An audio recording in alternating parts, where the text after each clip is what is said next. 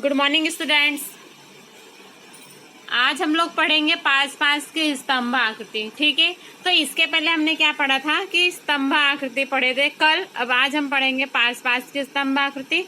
तो आइए हम देखते हैं कि पास पास की स्तंभ आकृति कहते किसे। तो देखिए, यदि निरपेक्ष चल और सापेक्ष चल दो या दो से अधिक हो तो क्या करते हैं, पास पास की स्तंभ आकृति के द्वारा आकर्षक प्रस्तुति हम कर सकते हैं। क्या करें, या जो निरपेक्ष चल होता है वो और जो सापेक्ष चल होता है वो, उन दोनों पर दो या दो से अधिक चल हो तो पास पास की स्तंभ आकृति द्वारा हम उसे आकर्षक रूप से प्रस्तुत कर सकते हैं। एग्जाम्पल दिया है, भारत में अक्षर ज्ञान में बढ़ोतरी, कि भारत में साक्षरता में कितनी वृद्धि हुई है। तो देखिए कितने चल है, पुरुष है और स्त्री है ना। जिसमें देखिए लिखा है जिसमें एकमात्र परिबल है और बदलते चल में स्त्री साक्षरता दर और पुरुष साक्षरता दर और कुल साक्षरता दर। इस प्रकार से तीन अलग अलग संदर्भ में हमने देखा ना, गुजरात में अक्षर ज्ञान का प्रमाण कितना है, पुरुष में है, स्त्री में और कुल में। मतलब कि जो पास पास की स्तंभ आकृति होती है उसमें क्या होता है, निरपेक्ष चल पर एक होना चाहिए और सापेक्ष चल पर क्या होना चाहिए, दो या दो से अधिक अगर जानकारी हमारे पास में है तो उस जानकारी को हम क्या कर सकते हैं, पास पास की स्तंभ आकृति द्वारा आकर्षक रूप से हम उसे प्रस्तुत कर सकते हैं। आइए हम देखते हैं तालिके में। देखिए वर्ष दिया हुआ है 1991 का, 1961, 1971, 1981, 1991, 2001, 2011। ये क्या दिया है, गुजरात में साक्षरता का प्रमाण दिया है। अब वर्ष 1951 में ही पुरुष का प्रमाण कितना है, 30.12। 1961 में कितना, 48.73। 1971 में 53.78। 1981 में 65.10। 1991 में 73.13। 2001 में 80.50। 2011 में 87.23। अब देखिए आप इन सबको देखोगे ना, इसमें से आपको क्या हो रहा है कि पुरुष साक्षरता का प्रमाण आपको देखिए बढ़ता ही हुआ दिखाई दे रहा है। 1951 से 1961 का प्रमाण देखोगे तो बढ़ा है, 1961 से 71 का देखोगे तो भी बढ़ा हुआ दिखा है। ठीक इस तरह से आपको पुरुष में साक्षरता का प्रमाण बढ़ता हुआ दिख रहा है। अब हम देखेंगे स्त्री का। तो स्त्री का क्या था, 1951 में 12.89 था। मतलब कि पुरुष के कंपेरिजन में स्त्री का प्रमाण क्या था, कम था। और देखो 1961 में भी पुरुष के कंपेरिजन में स्त्री का प्रमाण क्या है, कम है। पहले 12.89 था, फिर क्या हुआ 12.77, मतलब कि कम हो गया। फिर उसके बाद में 1971 में फिर बढ़ा, 29 पॉइंट हुआ। मतलब फिर भी पुरुष की तुलना में स्त्री का प्रमाण क्या है, साक्षरता में कम है। फिर 1981 में बढ़कर के 38.50 हुआ, लेकिन पुरुष की तुलना में कम है। 1991 में बढ़कर के 48.64 हुआ स्त्रियों में साक्षरता का प्रमाण, फिर भी पुरुष की तुलना में कम है। 2001 में पुरुष का प्रमाण 80.50 है और सामने स्त्री का 58.60 है। 2011 में कितना, 70.73। मतलब कि इसका भी प्रमाण बढ़ रहा है स्त्री का। सिर्फ एक बार घटा था, 1961 में घटा था, 12.77 हुआ था, थोड़ा सा लिटिल प्रमाण में घटा था। फिर उसके बाद 2011 में कितना हुआ, लास्ट हम देखेंगे तो 70.73 हमें देखने को मिला है, लेकिन पुरुषों की तुलना में तो कम ही है।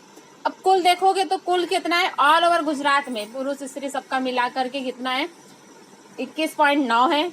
1961 में 36.19 है। 1971 में 41.84 है। 1981 में 52.20 है। 1991 में 61.29 है। 2001 में 69.14 है। फिर उसके बाद में 2011 में 79.31 है। अब उसके बाद में देखिए ये स्रोत कहाँ से लिया गया है, तो गुजरात का आर्थिक सामाजिक सर्वे किया गया था 2011-12 में। ओके, अब हम देखेंगे तालिका। तालिके को देखने के लिए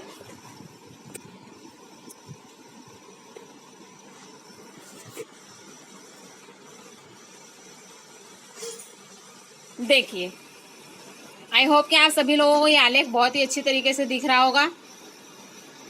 तो हम देखते हैं, देखिए वाई अक्ष पर क्या दिया गया है, वाई अक्ष पर दिया गया है साक्षरता, स्त्री पुरुष का प्रमाण। ओके, मतलब दो से अधिक चल है ना, स्त्री है, पुरुष है और कुल है। ये रहा यहाँ पे देखिए, वाई अक्ष पर क्या दिया गया है, स्त्री पुरुष और कुल साक्षरता का प्रमाण दिया गया है प्रतिशत में।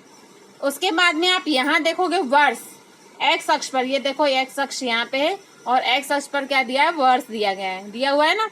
अब उसके बाद हम क्या करेंगे कि देखो यहाँ ऊपर ये कॉलम यहाँ पे कोष्टक में बनाया गया है, ये स्त्री का पूरा जो कोष्टक है, यहाँ पे स्त्री का जो कोष्टक है ये रहा बीच में, है ना, ये स्त्री का, यहाँ पे ये स्त्री का, ये बीच वाला ये जो ब्लैंक है ये स्त्री का, ये जो ब्लैंक है ये स्त्री का, ये ब्लैंक है ये स्त्री का है, ये ब्लैंक है ये स्त्री का है, फिर उसके बाद में ये ब्लैंक है स्त्री का, ये ब्लैंक है स्त्री का है, ठीक है।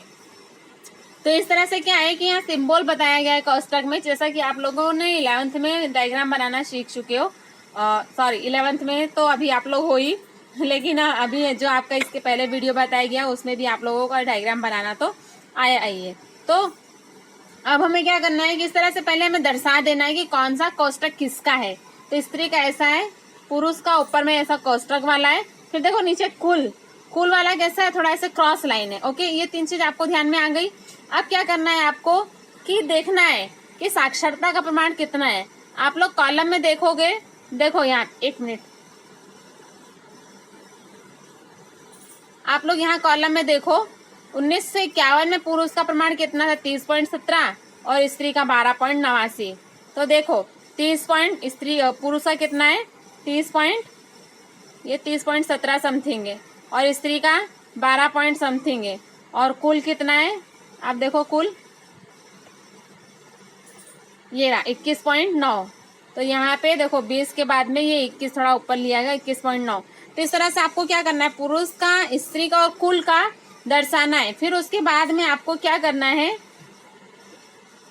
कि यहाँ पर जहां पर ये पुरुष का स्तंभ बना हुआ है वहां पे आप क्या करोगे कि जो भी आपका है ये 1951 में पुरुष का 30.17 है ना, तो आपको क्या करना है यहाँ ये पुरुष वाले कॉलम में यहाँ पर ऊपर क्या करना है 30.17 लिख देना है यहाँ पर ऊपर में, ठीक है, ताकि पता चले कि ये पुरुष का है। उसके बाद में स्त्री वाले में 12 पॉइंट समथिंग है, तो आप यहाँ पर बीच में लिख दोगे 12.17 और कुल जितना है उतना आप लोग यहाँ लिख दोगे। उसी तरह से क्या करना है, वापस आप लोग क्या करोगे 1961 में कितना है 48.73 12.77, ठीक है। तो इसी तरह से आप लोग क्या करोगे पुरुष में लिख दोगे, पुरुष का कितना 48.73, 1961 में 48.73 और स्त्री का 12.77। तो आप लोग क्या करोगे, देखो 50 में 2 कम है 48 पॉइंट समथिंग है, तो क्या होगा कि यहाँ पे लिख दोगे 48.73 और यहाँ बीच में स्त्री का जितना होगा उतना लिख दोगे और टोटल जितना होगा उतना यहाँ लिख दोगे, स्त्री का यहाँ लिख दोगे जहाँ पे स्त्री वाला है ना वहाँ पे, ठीक है। इस तरह से आपको क्या करना है, पूरा ये डायग्राम बनाना है। किसको देख करके बनाना है आप लोगों को, ये जो तालिका है उसे देख करके आप लोग को क्या करना है, ये पूरा डायग्राम बनाना है। जैसे देखिए 2001 का दिख रहा है, 2011 का दिख रहा है, देखिए 2011 का कितना है, पुरुष का 87.23 है। ओके, तो देखो हमें क्या करना है, 2011 का है ये रहा, ठीक है, और कितना है 87.23। तो देखो 80 के बाद में 81 82 83 84 85 86 87, ठीक है, जहां पर 87 होगा 87 से थोड़ा सा ऊपर लेकर के लिटिल प्रमाण में लेकर के हम क्या करेंगे, पुरुष का दर्शाएंगे कि ये पुरुष का, यहाँ पे लिख देंगे हम। फिर स्त्री का कितना है 2011 में 70.73, तो मतलब ये रहा 70 और 75 से बीच में नीचे थोड़ा सा लेकर के हम क्या करेंगे, यहाँ पर स्त्री का बना देंगे। और उसके बाद में लास्ट कुल 79.31 है, और किसमें 2011 में, ये देखिए आप लोग 2011 का ही कॉलम में आप लोगों को दिखा रही हूँ, ये रहा 2011 का कॉलम, ठीक है।